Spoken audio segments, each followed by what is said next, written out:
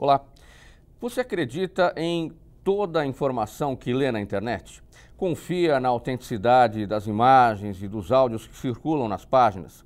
Na rede social, curte e compartilha conteúdos de olhos fechados, ou seja, sem duvidar daquilo que aparece na sua linha do tempo? Você pode estar diante das notícias falsas, as chamadas fake news. Este é o tema do programa Assembleia Debate de hoje com os nossos convidados. Fernanda Dabori, presidente da Advice Comunicação Corporativa. Ana Beatriz Anjos, repórter da Pública, agência de reportagem e jornalismo investigativo.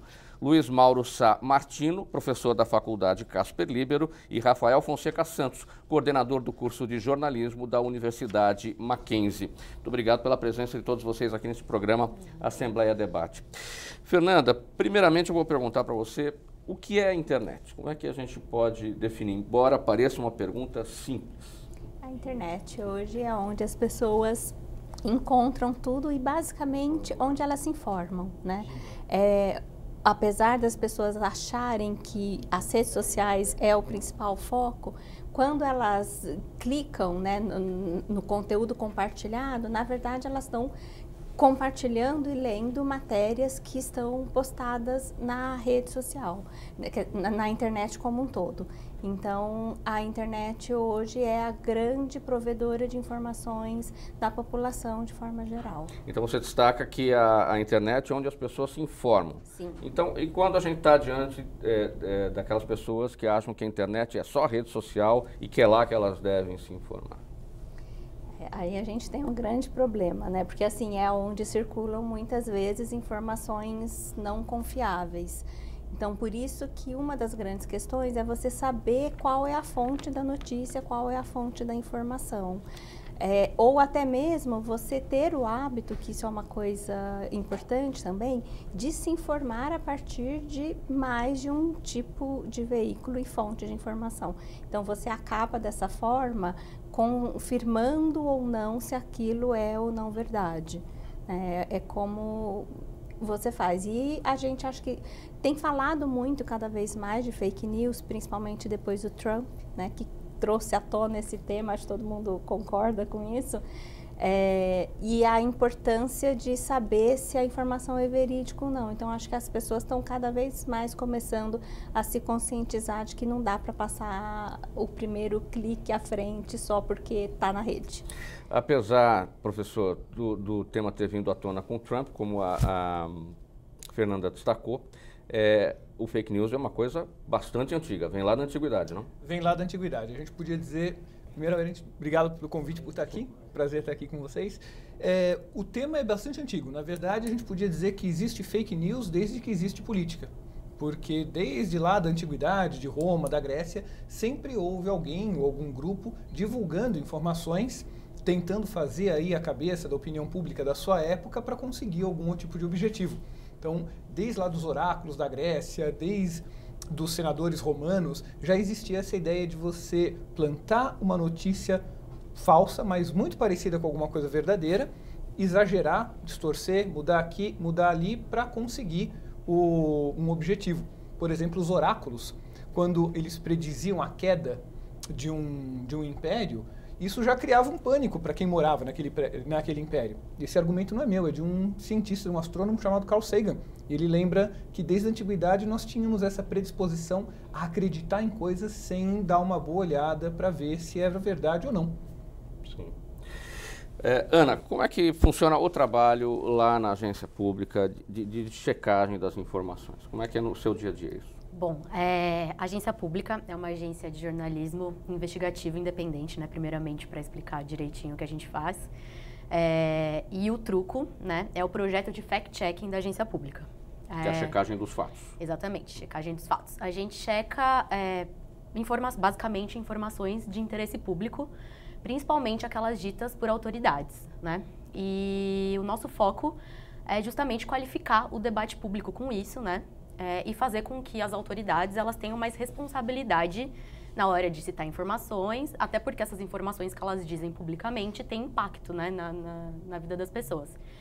Então, a gente basicamente escolhe, né, as informações, as frases que a gente checa E nós temos 8 selos. A gente classifica a informação de acordo com 8 selos que a gente escolheu, né? São vários, posso citar aqui alguns. Tem o verdadeiro, quando a informação é completamente verdadeira, falsa, e tem as gradações no meio do verdadeiro e do falso. Distorcido, exagerado, impossível provar, etc. É basicamente isso. Não precisa muita coisa para as pessoas acreditarem numa notícia falsa? Como é que você avalia isso? É difícil. É porque a notícia falsa, ela tem... A fake news, ela é algo simples, né? Então é fácil da pessoa acreditar. Né? E ela mexe muito com paixões, principalmente no Brasil. Ela é muito utilizada nessa guerra política, né? Num contexto de polarização política que a gente vive. Então, assim, uma fake news, ela viraliza tão rápido porque ela valida a opinião das pessoas. Então, a pessoa lê aquilo na rede, ela concorda com aquilo, ela passa adiante justamente porque aquilo confirma alguma crença que ela tem. Então, por isso que ela é tão perigosa e por isso que ela viraliza tão rápido.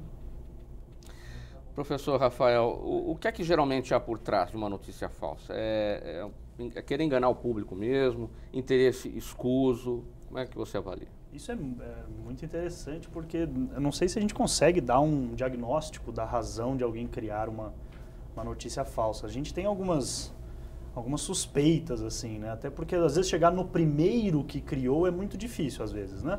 A não ser que seja algo muito grande, publicado em algum jornal grande, a gente descobre quem foi, e aí talvez a gente vá atrás. Mas é complicado, muitas vezes ter a sua opinião difundida, ver aquilo que ele acredita difundido, então ainda que ele precise de um meio escuso para isso, ele quer aquilo difundido, ele eventualmente cria aquilo. Um desejo de notoriedade, um desejo de aparecer, e aí normalmente é uma assinada, é alguma coisa do tipo. A gente lembra de um caso clássico do jornalismo, a Janet Cook, que escreveu O Mundo de Jimmy, ela chegou a ganhar um Pulitzer com uma história e o personagem principal não existia, ela tinha inventado. E aí você fala, poxa, mas por que ela inventa um personagem? Eu não sei, talvez tenha sido para ganhar um prêmio Pulitzer, de repente a fama, eu lembro do nome dela por causa disso, senão eu não a conheceria hoje. Então é complicado, são os desejos mais comuns e típicos do ser humano que fazem. É o nosso desejo de, às vezes, contar uma fofoca. Às vezes, como nós gostamos, nós, seres humanos, gostamos de uma boa fofoca, nós gostamos de espalhar uma notícia que muitas vezes é falsa. Por isso que é muito interessante essa discussão sobre fake news, porque o jornalista perdeu um pouco aquela aura que ele tinha de ser o único que divulga uma informação. A internet acabou com isso de vez. Talvez nunca tenha sido, mas nós tínhamos uma ilusão de que o jornalista era o que, né? Eu sou o que transmite a informação. E a internet, a maneira de você expor a opinião de qualquer um a muitas pessoas, quebra um pouco isso e, ao mesmo tempo, dá voz a quem muitas vezes não está preocupado com reputação, eu digo, credibilidade, não está preocupado se o impacto daquela notícia, ele quer simplesmente divulgar o que eu acredito, o que eu acho que é certo. Então é uma discussão muito interessante porque foge um pouco daquilo que nós estamos acostumados, que é o jornalista ser o dono da informação e formar a opinião pública. Talvez nós estejamos perdendo essa coisa de formadores de opinião, não sei. É uma discussão muito complexa. Professor Luiz, será que passa pela cabeça de quem compartilha uma notícia falsa a seguinte situação: eu não tenho nada a ver com isso, se é verdadeiro ou falso não me interessa, interessa quem publicou isso, tá aí, eu vou publicar, ou eu tenho preguiça de checar essas informações? Aí tem duas questões principais. A primeira delas é a velocidade e o excesso de informação que a gente tem. Então, quando a gente tinha poucas fontes de informação, era o jornal, era a televisão, a gente tinha isso de uma maneira mais, vamos dizer assim, dentro de uma rotina. Então eu assistia ao jornal da noite, eu lia o jornal da manhã, o resto do dia, ou eu ouvia muito rádio, o que não dava porque todo mundo tem que trabalhar e trabalhava, ou eu ficava sem informação até o dia seguinte. Então a informação ela tinha ciclos mais claros, eram geralmente ciclos de 24 horas. Agora, eu não tenho mais ciclo, porque a informação está ao nosso alcance o tempo todo. Com essa velocidade e esse excesso de informações, não dá tempo de checar, a não ser que você seja uma profissional especializada, como o caso da agência pública faz, que vai lá checar. Para a gente que é consumidor final, e eu falo como consumidor final de notícia, eu vou ler. A hora que eu leio, Aquela notícia, ela não é, num primeiro momento, verdadeira ou falsa em si, mas ela é verdadeira ou falsa para mim. Por quê? Porque, pegando um gancho no que a Ana falou, eu tenho primeiro uma crença, depois eu vou ler aquela notícia. Se ela compartilha a minha crença, ela vira verdadeira na minha cabeça. Então, a notícia, para quem compartilha, ela faz sentido. Por isso que o fake news, a fórmula do fake news é muito sutil. Ela tem que parecer verdadeira, senão ela não tem força de divulgação. Se a gente lê hoje lá, aparecer na sua rede social, marcianos invadiram a Terra, você vai falar, não é verdade. Não é verdade, não tem repercussão, não está condenado, não é verdade. No entanto, se uma pessoa que acredita que os aliens, por razões pessoais, como o Rafael destacou, acredita que os aliens estão nos olhando, estão nos vigiando, lê uma notícia dessa, ela vai falar, viu, eu sabia. E aí compartilha com todo mundo, compartilha com o pessoal da rede, compartilha no aplicativo lá da rede da família. Olha só, é verdade, viu só, são os aliens, é a CIA, é a ex-finada KGB, é quem eu quiser colocar no lugar da minha crença. Se eu leio uma notícia que confirma essa crença, para mim ela é verdadeira. Por isso que o poder do fake news é tão grande. E quando você fala dessa questão da crença, quer dizer, da crença bater, dela parecer verdadeira e a crença da pessoa bater com aquela notícia, isso tem bastante a ver com o momento político que a gente vive de polarização, ou seja, bateu ideologicamente ali, tá valendo, é isso. Tá valendo, porque o nosso critério de verdade, ele é um critério muito móvel, muito maleável. Então, é verdade para mim aquilo que bate com as minhas crenças anteriores. Então, se eu sou fã do partido A ou do partido B, tudo que falar bem, existem várias pesquisas que comprovam isso, é informação de suporte, informação de apoio. Tudo que me der informação de apoio a favor do meu partido e contra o outro, é verdade. Não importa de onde veio. É verdade porque me dá uma coisa chamada conforto psicológico. É a mesma coisa quando você gosta de alguma coisa, você tem um vício ou um gosto, tudo aquilo que falar que é bom, você vai falar é verdade. Então, eu, por exemplo, eu vou ler uma notícia lá. Cientistas descobrem que 1 brigadeiro por dia faz bem para a saúde. Eu falo, pô, mas é isso, claro. Eu já sabia, eu já imaginava. Estou pegando um exemplo simples para não entrar no campo político. Aí eu vou ler lá que o alface faz mal à saúde. Eu falo, eu sempre soube. Aliás, esse é meu sonho, ler essa manchete. A Organização Mundial de Saúde recomenda o consumo de chocolate todos os dias. Não vai rolar, porque eu sei que é falsa. Mas o meu desejo é esse. Então você tem, na relação com a notícia, com a informação, o nosso desejo, me parece, está muito mais forte do que a nossa razão, a nossa visão crítica. Por isso que tem tanta força. Bom, Fernanda, vocês têm lá na Advice uma pesquisa sobre as principais fontes de informação dos brasileiros. Quais são as principais conclusões? Bom, a primeira coisa que é isso que ele falou, né? As pessoas acreditam no que estão lendo e compartilham. Então, quando a gente perguntou quantas pessoas, assim, você já compartilhou alguma coisa falsa? 42% das pessoas falaram sim. Ou seja, é muita coisa. A gente está falando aí de quase 50% da população e com um agravante de que é aquela pessoa que admitiu ter compartilhado uma notícia falsa, ela chegou em algum momento a uma conclusão de que, puxa vida, isso não é verdade. Alguém falou, ó, essa notícia que você compartilhou não é verdade, ou ela se deparou depois em algum outro local com a informação verdadeira. Agora, e a pessoa que compartilhou a notícia falsa e continua acreditando que ela é falsa? Ela não acha que ela compartilhou nada falso, então ela não disse e não assumiu isso. A pesquisa identificou também que a pessoa sabia que era falsa e compartilhou desse pensamento? Então, a gente não perguntou isso, a gente perguntou se você já compartilhou algo falso e descobriu posteriormente que era falso, porque é muito o que o professor Luiz estava falando, né? Assim, você não compartilha na hora porque você acha que é falso, você compartilha porque você acreditou naquilo. Né? E ela muitas vezes confirmou uma ideia que você já tinha. E aí as redes sociais, além de tudo, agrupam essas pessoas. Né? Então, por isso que essas notícias se espalham de forma tão rápida, porque eu acredito na verdade A e você acredita na verdade A, então a chance de eu compartilhar o que você coloca e vice-versa é muito maior do que eu compartilhar, por exemplo, a Ana, que acredita completamente numa outra verdade. Então, ela acaba se multiplicando dentro sempre do mesmo grupo. E aí, o algoritmo da rede vai entender isso, de que eu vou compartilhar sempre o que você coloca. Então, eu vou ver mais vezes o seu post do que o dela. Então, a chance de eu continuar sendo impactado só com uma verdade A é muito maior. Ana, a gente, nós, né, jornalistas, a gente tem alguma culpa nesse cartório, digamos assim? A mídia passa por uma crise de confiança, de credibilidade, e nós, jornalistas, temos culpa nisso? Eu acho que, assim, a mídia o jornalismo passa por uma crise, com certeza. É uma crise que vai além da crise econômica, né, pela qual o país passa. Mas eu acho que, falando especificamente sobre fake news, assim, eu acho que a gente tem responsabilidade quando a gente não coloca o boato como pauta, assim, né? Tem um professor da USP, inclusive, que estuda fake news, o Pablo Hortelado, que ele sempre fala isso, e eu concordo com isso.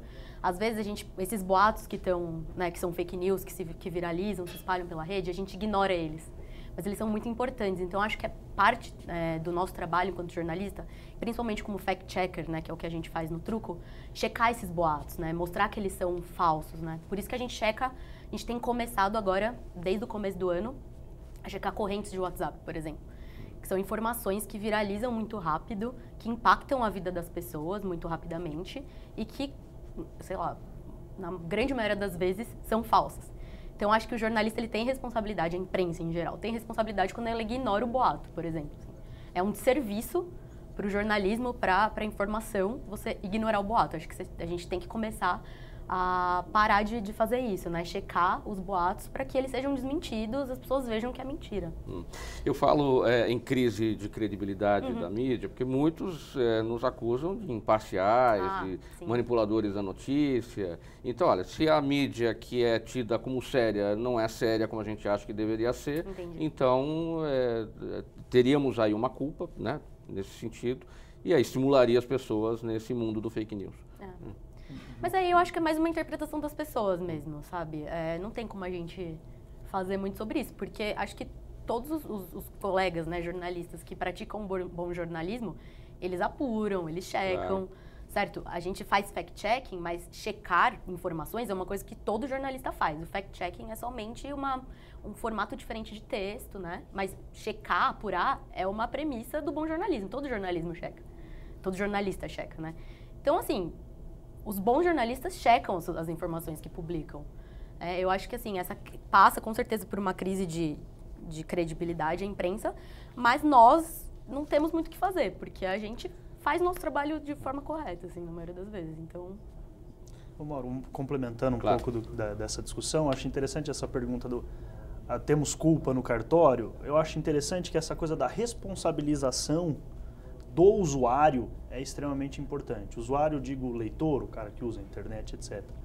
A internet um pouco que escondeu as pessoas, ou as pessoas se sentem escondidas. De que maneira?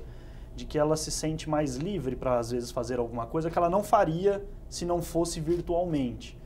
Mas ela faz como se a lei não se aplicasse ali. A impressão que nós temos é que a internet solta um pouco as pessoas nesse sentido.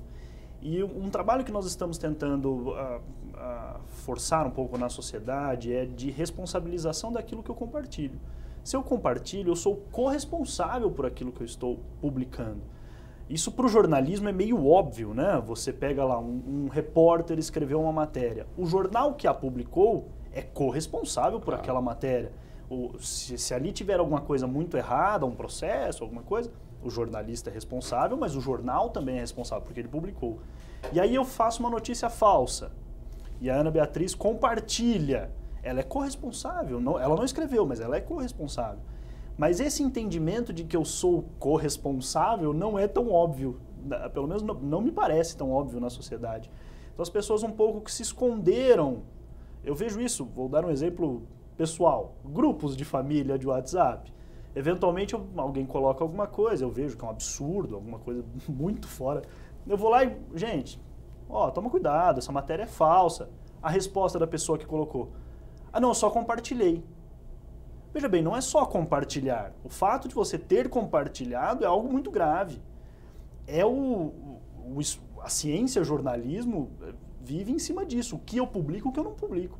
O que eu devo tornar público, o que eu não devo tornar público. Essa escolha do que eu vou colocar no meu texto, do que eu não vou, é a grande chave do jornalismo. É o lance da apuração. E nós demos essa... Nós não, né? Enfim, essa tecnologia muito moderna deu a todas as pessoas essa autonomia, esse poder de ela mesma escolher. Ainda que ela não seja jornalista, ainda que ela não entenda nada de comunicação, não tenha tido aula de ética jornalística ou coisa do tipo. Ela, por si só, isso eu posso compartilhar. Muitas vezes ela não tem a noção do impacto daquilo e etc. Mas a nossa tentativa, eu imagino, não sei se estou sendo utópico, é tentar conscientizar a sociedade de que quem compartilha é responsável por aquilo que compartilha. Se você coloca algo na sua página do Facebook, ainda que não tenha sido você a escrever, você é responsável por aquilo que você colocou. Então, essa responsabilidade até alivia um pouco pra gente, jornalista, né? O jornalista fica, pô, não sou eu, né? Mas é um pouco disso. Eu acho que a responsabilidade tem que ser um pouco generalizada. A responsabilidade é de todos nós. Tem punições para essas situações? A gente tem conhecimento disso? Claro que eu não sou da área do direito, né? Mas o pouco que eu conheço é que a lei que se aplica no mundo real é a mesma que se aplica no mundo virtual. Então, se é crime no mundo real, será crime no virtual. O problema é você conseguir enquadrar aquilo num crime. Então, a gente já viu várias vezes personalidades públicas processando pessoas porque compartilharam coisas na internet. Eu já vi coisas do tipo. De processar porque o outro compartilhou e etc. Mas até que ponto isso se tornou de fato uma pena, se é crime mesmo, aí eu já não sei. Né? E a gente tem, professor Luiz, dá para saber quantas notícias falsas circulam, por exemplo, no dia a dia no Brasil? Não tem. Não dá porque, como elas não são produzidas necessariamente no dia, a gente tem, por exemplo, diversos fenômenos misturados aí. Por exemplo, requentar notícia velha. Então, você pega a notícia lá de 2003, lá da internet antiga, coloca como se fosse hoje para difamar alguém. Aí entra bem no que o Rafael falou, o crime... A gente nem sei hoje em dia se a gente fala do real, do virtual. O crime que acontece na internet, ele tem consequências reais. Então, eu trago de volta para difamar alguém. Viu só, olha, é de hoje. Ao mesmo tempo, eu tenho a produção diária e o compartilhamento de fake news. Eu diria que seria... fazer um paralelo, medir a quantidade de fake news produzidas num dia, ou compartilhadas, melhor dizendo, num dia, seria o equivalente a tentar medir a quantidade de fofocas e boatos que são espalhadas entre nós, humanos, durante um dia. E sem contar, né, aproveitando até o que a Ana comentou, que você tem o falso, o verdadeiro e uma gama enorme de cinzas, né? Quer dizer, às vezes... é só um exagero na notícia, né? Às vezes é só um número inflado, parece pouca coisa, mas é fake news. Então, assim, todo o resto da matéria é todo verdadeiro, mas e aí, né? Assim, não deixou de estar passando uma informação que não é correta para frente. E tem um tipo muito interessante, tem um tipo muito curioso de fake news, que é a notícia sobre a não notícia, que é uma coisa que eu vejo cada dia mais. A notícia a respeito do não fato. Por exemplo, o dirigente de um clube de futebol, ele não tem a notícia, mas ele fala, olha, não estamos interessados no jogador tal. E a partir de uma declaração dessas que não tem conteúdo, porque afinal ele falou que não está interessado, a gente devia morrer o assunto. Sim. Ao contrário, isso vai começar a repercutir. O jogador tal vai ser entrevistado. Você sabe que o time tal está de olho em você? Os outros times vão entrar em ação. O dirigente do time dele, você cria a notícia. E ao criar a notícia, você cria a verdade. Uma coisa importantíssima que o Rafael falou, da responsabilidade, é por isso. As palavras têm consequências, as informações elas têm consequências. Elas não são só informações, elas geram repercussões e às vezes geram até, infelizmente, fatos reais. Aliás, tem consequências físicas. Acho que há 2 ou 3 anos, perdi a conta do tempo agora, infelizmente, no litoral paulista, uma mulher foi assassinada porque espalharam via redes sociais que ela era uma bruxa. Veja, eu estou falando, acho que era 2015, 2014. No Guarujá. 2014. Então, aí você fala, nossa, bom, peraí, existe uma responsabilidade porque, do ponto de vista da informação, verdades não são descobertas, são construídas. E as verdades construídas têm consequências reais que podem ser tremendamente graves. Será que os países mais bem posicionados na questão da educação sofrem tanto com isso quanto nós? Porque também a falta de educação tem muito a ver com isso. Mas olha, é verdade, jamais eu tiraria a questão educacional de vista. Mas aí a gente está lidando com um problema que é humano.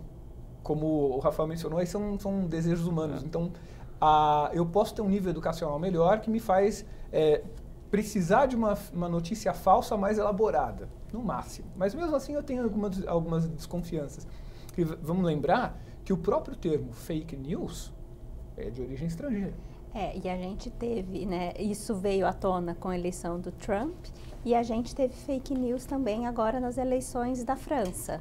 Ou Sim. seja, eu não diria que é uma questão de país mais educado que o Brasil. O que eu acho que é característico muito do brasileiro é um aspecto cultural nosso, de entrarmos em discussões para reafirmarmos a própria posição. Então é engraçado isso. Eu vejo isso em sala de aula. Temos alunos que ele não quer discutir, ele quer mostrar que ele acha aquilo. E isso é um aspecto muito cultural nosso, brasileiro. Eu não sei se em outras culturas isso se repete, né? E aí eu não vejo uma questão educacional nesse ponto. É uma questão cultural mesmo. Então eu quero mostrar que eu gosto daquilo. E eu sou desse jeito e eu defendo essa ideia. Aí você diz, não, vamos sentar, vamos conversar, vamos ver o que você acha. E esse ponto aqui, não.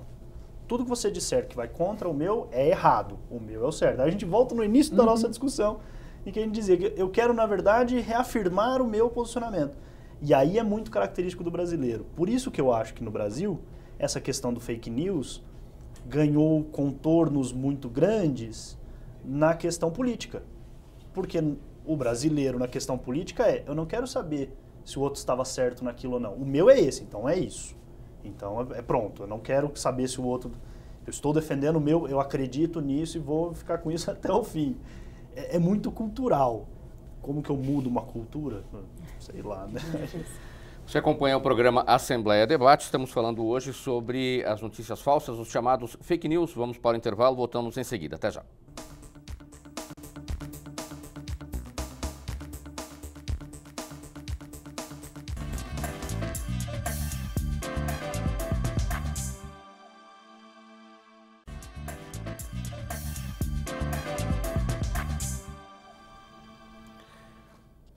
De volta com o programa Assembleia Debate, o nosso assunto, notícias falsas na internet, as chamadas fake news, aqui com o nosso time de especialistas. Ana, lá na agência pública, provavelmente vocês já tiveram que rebater fake news sobre vocês mesmos, não? Ah, sim. Aconteceu recentemente, né? Num caso em que a gente checou um vídeo gravado pelo Kim Kataguiri, que é o representante do Movimento Brasil Livre, sobre regime semiaberto, né? E eles estão com uma campanha, né, defendendo o fim do regime semiaberto. A gente checou algumas frases ditas por ele nesse vídeo. E aí gerou uma repercussão, a checagem, né? Eles responderam a nossa checagem. Só que eles estavam divulgando algumas informações incorretas sobre a agência pública, né? E aí a gente precisou, inclusive, soltar uma nota nas redes sociais, rebatendo essas informações. Porque entre os seguidores ali deles, estava repercutindo bastante. Então, precisamos fazer isso. E vocês identificaram as razões desse fake? Acho que não, assim. É que é um grupo político, né? Então, é aquela coisa. Grupos políticos têm interesses. E acho que alguns grupos políticos se utilizam de fake news justamente para difundir esses interesses, né? Para atingir esses interesses. Então, a gente até tomou bastante cuidado com essa questão, tratar dessa questão, porque, enfim, a gente não estava interessado em discutir politicamente com ninguém, né? Nosso trabalho é só ali com a informação mesmo. Como é que você avalia, professor? Tem, então, a questão de uma agência que foi vítima disso. O professor Luiz falou dos atletas, jogadores de futebol, mas tem políticos, tem celebridades, A ciência também às vezes é atacada. É uma estratégia retórica antiga, uma estratégia de desqualificar o outro discurso. É usado no direito isso a todo momento. Você desqualifica uma testemunha. A testemunha vai lá dizer qualquer coisa, você diz que aquela testemunha não tem juízo, ela não está em sã consciência, você desqualifica o discurso dele. Em questões políticas, isso é super comum, apesar de extremamente prejudicial ao bom debate público. Mas a gente vê as pessoas criando falsas notícias no intuito de desqualificar o trabalho de alguém, desqualificar uma outra informação que foi dada. Qual que é o problema? É que essas agências que fazem os chamados fact-checking, né, a checagem de fatos, essas, no meu entendimento, não estão querendo desqualificar o discurso alheio. Pelo contrário, elas estão querendo qualificar a discussão pública, trazendo aquilo que é de fato relevante. Mas quando eu olho o discurso do outro e é contra o meu discurso, aquela questão cultural que nós estávamos falando, ele está querendo me denegrir, ele está querendo acabar com a minha imagem, então na verdade isso está errado, eu vou tentar desqualificar o discurso dele, o outro discurso. E aí eu invento o que conseguir, né? Só complementando o que ele disse, é importante até falar que a gente não checa, assim, claro que a gente checa frases ditas por pessoas, mas o nosso objetivo não é checar pessoas, assim, a gente não procura, vou checar essa pessoa ou aquela outra. A gente checa argumentos que essas pessoas utilizam sobre alguns temas, assim. E isso é importante dizer, porque esses argumentos, quando eles são ditos por pessoas que são, né, autoridades, eles ganham, né, um certo tipo de repercussão que às vezes, quando ditos por pessoas normais, não ganham. Então a gente checa argumentos, não pessoas. Inclusive a gente até é bastante preocupado, né, em fazer um rodízio, assim, a gente checa, por exemplo, políticos de todos os partidos, de todos os espectros ideológicos. A gente tem essa preocupação de dar pluralidade para o nosso trabalho. Professor Luiz, e quando uma notícia falsa que tem origem numa informação verdadeira, em que medida isso é má interpretação desta notícia verdadeira ou má fé? Porque assim, eu jornalista vou lá, divulgo, publico, veiculo, eu sou responsável pelo que eu escrevi, não pelo que você entendeu. Então você entendeu errado, ou interpretou mal, ou está de má fé e repercute, meio que fofoca mesmo. Mas aí tem uma questão, uma diferença entre o texto e a interpretação. A interpretação ela sempre vai ser livre, absolutamente livre. Se a gente está falando do fake news, a gente está falando do texto. Se o texto é correto, está lá bem checado, foi bem apurado, como a Ana mencionou, tem todo um padrão de checagem, ele está jornalisticamente correto, passaria pelo crivo da ética e do direito sem nenhum problema. As interpretações que são feitas a partir daí vão para a responsabilidade do intérprete. Nesse caso, a responsabilidade que falou, olha, é o uso dessa notícia. Então é aí a hora que a gente vê, por exemplo, muito em campanhas políticas de todo o espectro político, o candidato, a candidata chegar lá com um jornal. Olha, essa notícia está me favorecendo, essa notícia prova que eu sou um bom político. Não, a notícia não prova isso, se ela foi feita conforme aí os padrões. Ela não prova. A utilização da informação, nesse caso, é diferente da informação em si. Então, eu posso, na corrente do WhatsApp da minha família, no meu caso não dá, que a minha corrente de WhatsApp com a família é eu e minha esposa só, é uma corrente bem pequena, e dá para checar os fatos quando a gente volta para casa, meu filho ainda não está no WhatsApp, não vai entrar durante muitos anos, mas quando tem lá, eu vejo uma notícia, eu mando para minha corrente, eu estou me utilizando daquela notícia. Então, a notícia pode ser muito bem escrita, pode estar perfeita, mas eu me utilizo de uma maneira enviesada daquela informação. Sim. Então, sei lá, no grupo da família, ontem você discutiu lá com o seu cunhado se molho de tomate faz mal. Aí hoje você foi lá, que não tinha nada melhor para fazer, você foi ficar vasculhando, achou na Nature, aquela revista conceituadíssima, que o molho não faz mal. E você vai mandar para falar, viu, eu tinha razão. O que está acontecendo? Você está usando a notícia de uma maneira enviesada. O fato, a apuração, a notícia está corretíssima, está tudo certinho. Você é que está utilizando essa informação de uma maneira retórica. Eu estou utilizando a informação verdadeira para sustentar uma determinada crença, uma determinada opinião. Fernando, em que medida o fake news acabou gerando um nicho de negócio? Por exemplo, para as empresas que são atacadas e que têm que se defender e precisam de ajuda para isso, gestão de crise? Não, certamente. as empresas, as personalidades, né, as pessoas públicas estão cada vez mais preocupadas com isso, porque de fato, dependendo do que for espalhado incorretamente, pode gerar muitos malefícios e prejuízos incalculáveis.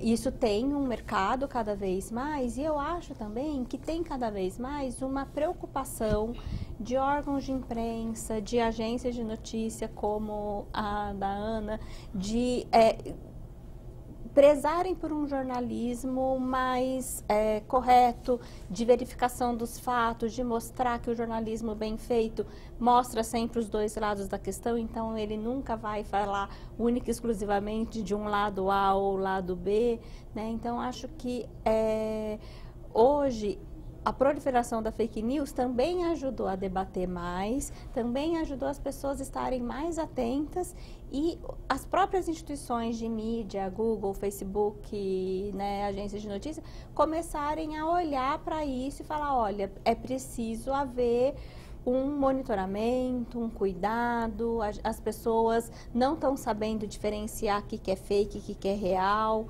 então vamos ajudá-las e dar instrumentos aí para conseguir combater isso, que eu acho que é uma guerra inglória, ainda assim, é muita coisa para combater.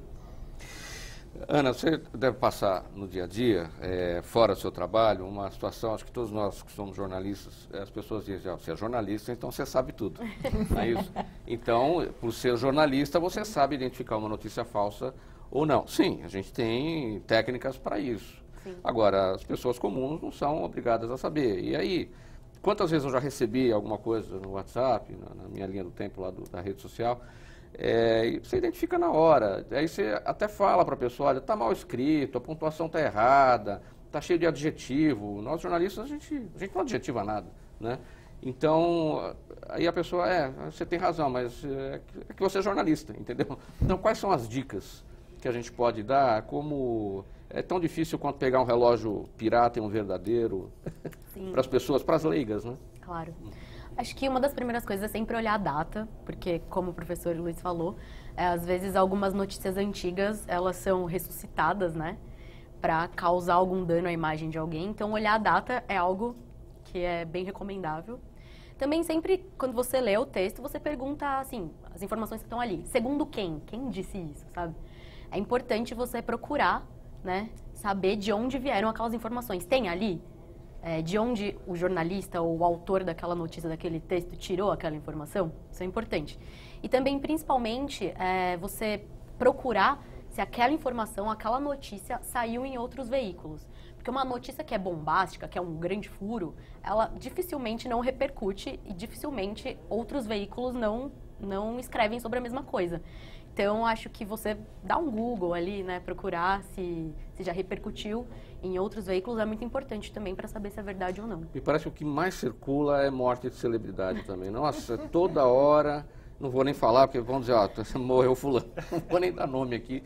Mas é impressionante, né, professor? Como, e às vezes até aquela celebridade morreu e tem a notícia do desmentido da morte. Tem, né? tem.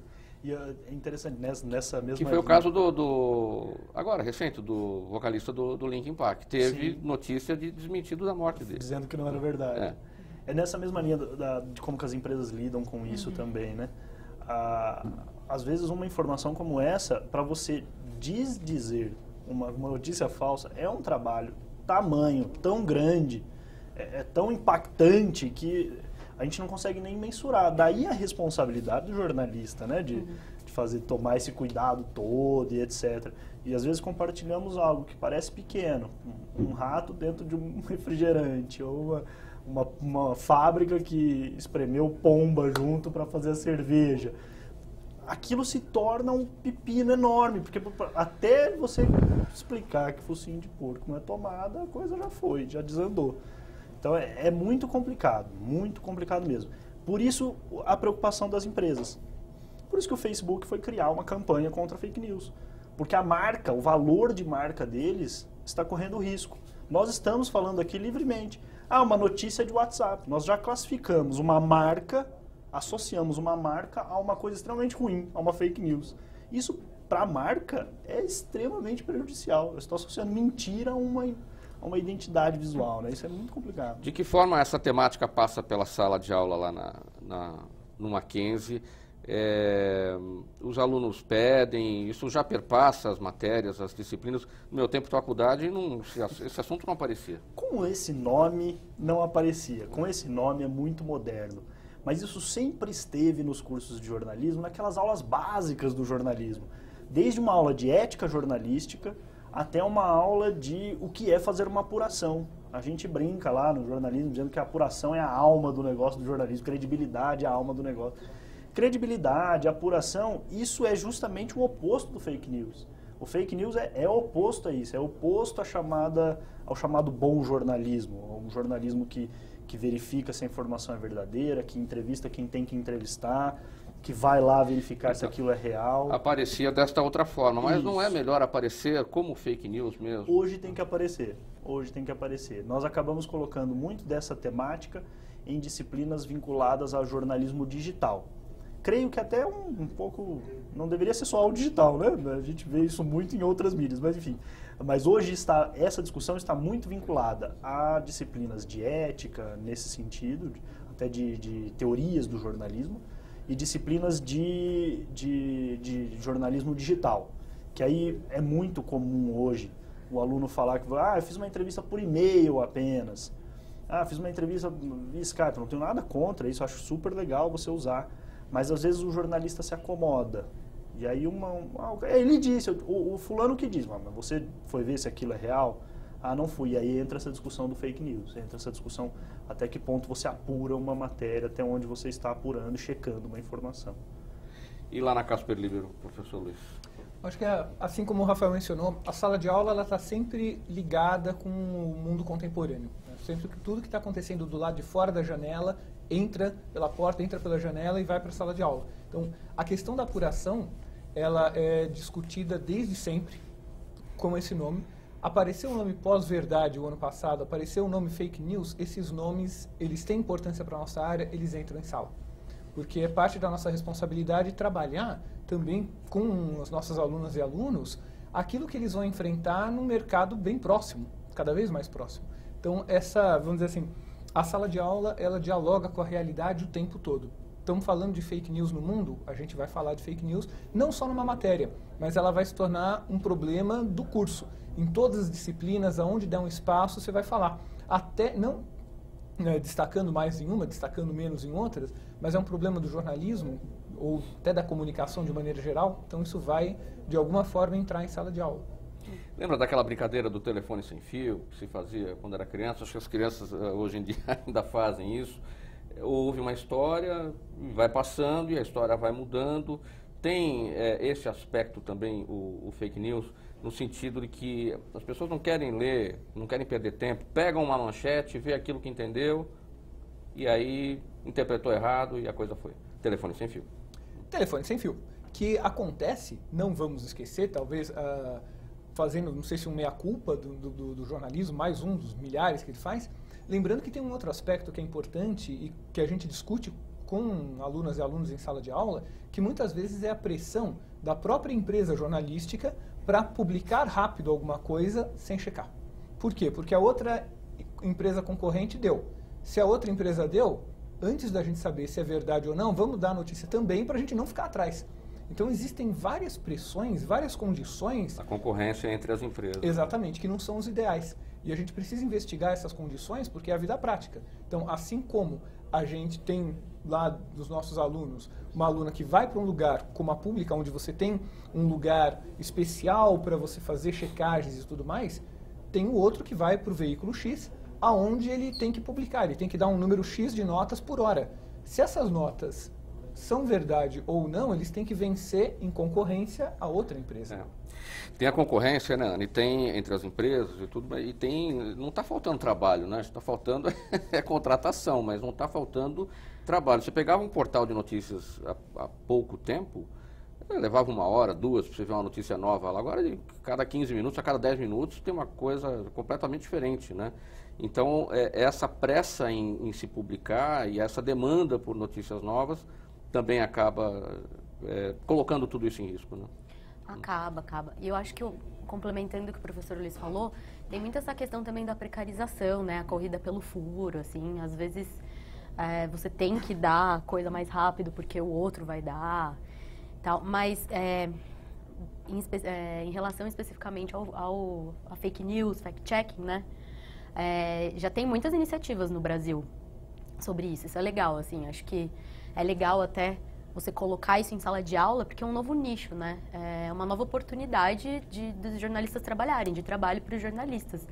Não tem só a Pública, hoje em dia, o Truco, que faz fact-checking no Brasil. Já tem uma série de outras agências que trabalham com isso também. E no mundo tem várias, né? Inclusive, o Truco faz parte da International Fact-Checking Network, que é uma rede do Instituto Poynter, um instituto norte-americano, e que tem 28 organizações no mundo já, que fazem parte dessa rede, que fazem fact-checking. Então, acho que é muito importante, claro, esse problema do fake news, ele tá ali no jornalismo, porque diz respeito a questões como apuração, etc., mas é uma nova oportunidade de trabalho também para os jornalistas. É importante falar sobre isso, por isso também. Mauri, nessa discussão do telefone sem fio, uma característica muito interessante da internet, que ajuda muito nessa coisa do fake news, é que uma vez que aquilo foi para a internet, você tirar dali é quase impossível.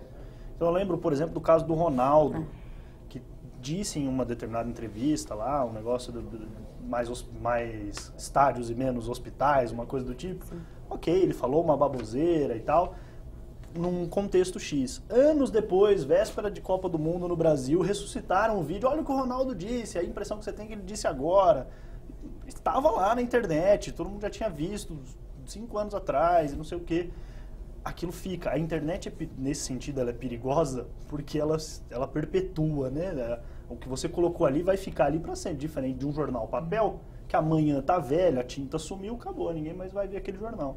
Agora tá na internet, não sai mais. Por isso que a fake news, ela é tão poderosa, né? Porque é muito difícil desmentir. Assim, ela atinge um pico ela se torna viral tão rápido que quando você publica a verdade sobre aquilo, dificilmente atinge a mesma repercussão. Por isso que ela é tão poderosa. E tem um problema adicional, que o desmentido é uma forma de repercussão. Então, porque vai atingir, por exemplo, públicos que não tinham ouvido falar do original, mas vão ler o desmentido e vão lá, então, por quê, né? Por quê? Por que estamos falando isso? E aí você aumenta o tamanho da repercussão. Exatamente.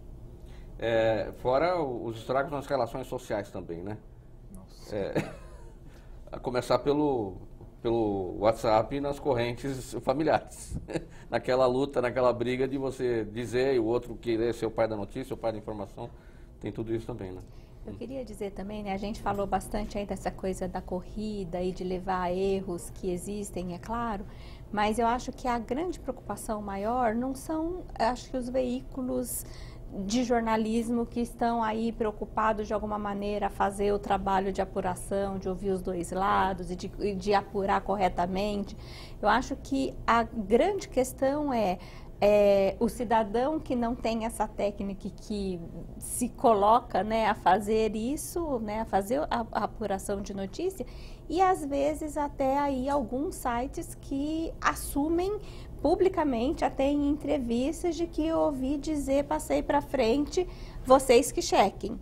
Né? Então, aí transferindo ao consumidor, que também não tem tempo, de checar se a informação é real ou não. Né? Então, que as pessoas consigam identificar cada vez mais quem são as fontes reais de notícias fakes o tempo todo, né? Então, assim, que seja possível identificar quais sites confiar, qual site não confiar, né? Definitivamente. E como é que a Advice atua nesse sentido?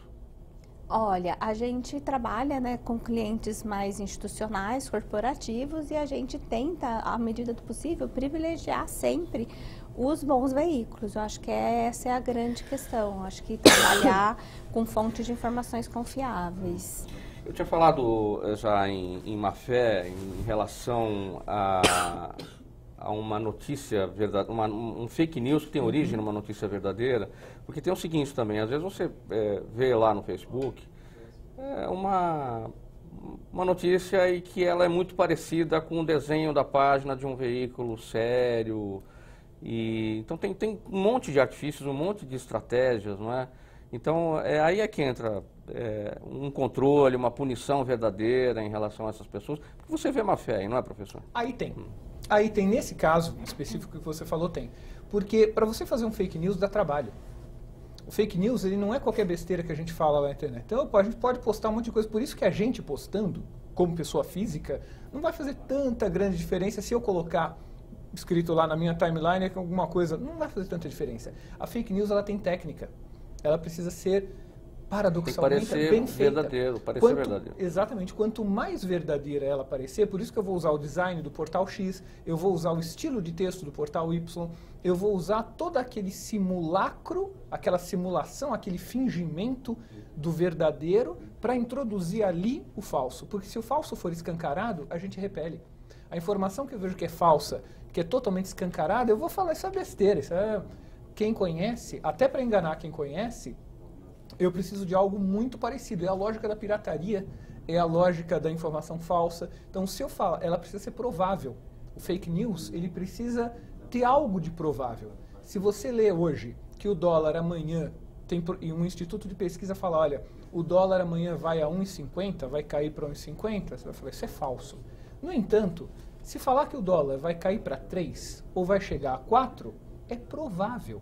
Então, uma notícia falsa que trabalhe com algo provável, ela tem uma força muito, muito, muito grande, maior do que a fake news mal feita, que a gente, qualquer cidadão, qualquer cidadã descarta na hora, fala, isso é mentira. A fake news bem feita, por paradoxal que seja dizer isso, ela tem que parecer muito com a verdade. E aí ela é tão parecida com a verdade que o erro, a mentira, passa despercebido. Às vezes até para o olhar clínico de quem lida com informação. Bom, gente, o tempo do programa está acabando. Vou deixar aqui um momentinho para cada um, cerca de 30 segundos, para cada um fazer a sua conclusão. E dentro da sua conclusão, professor, começando com você, o papel das empresas de tecnologia para tentar minimizar esse tipo de problema. Sem dúvida, porque aí você tem uma questão de marca, você tem uma questão de capital empregado, você tem uma questão de reputação e também uma questão de serviço público. Afinal, você não vai querer associar o teu nome, associar um serviço que você presta a um serviço de má qualidade. Isso vale tanto para a empresa de tecnologia quanto para a empresa jornalística. É daí que a credibilidade isso aí é clichêzão, mas a credibilidade é o grande capital que o jornalismo tem. É o grande capital que o jornalista tem. Se ele perde esse capital, se ele perde essa credibilidade, ele quebra a principal relação que ele e ela tem com o público, que é uma relação de confiança. Sim. É aí que a gente vai para o que a pesquisa mostrou. Eu deixo de confiar naquele que deveria me passar a informação. Aí a gente literalmente zera tudo, iguala tudo.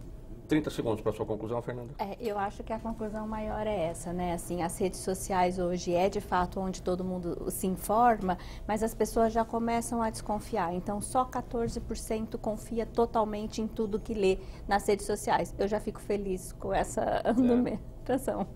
Ana, a sua conclusão, 30 segundos. A gente falou muito de fake news, né? Mas acho que é importante também a gente ter em mente que, assim, as pessoas públicas também usam muitas vezes informações inverídicas, né? Não totalmente falsas. Então, é legal que essas iniciativas de fact-checking, elas são importantes por isso, né? Porque elas estão sempre ali fiscalizando o que as nossas autoridades dizem e qualificando o debate, né? Então, eu sugiro que todo mundo acompanhe esse tipo de iniciativa.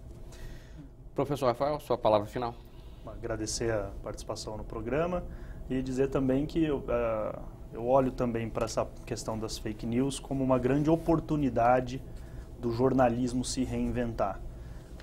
Desde muito tempo falamos do jornalismo em crise, jornalismo isso, os cursos de jornalismo às vezes se sentindo um pouco ameaçados, mas eu acho que essa é uma grande oportunidade de o jornalismo mostrar o seu valor social, mostrar por que ele é chamado de o quarto poder, por que ele é tão importante numa sociedade.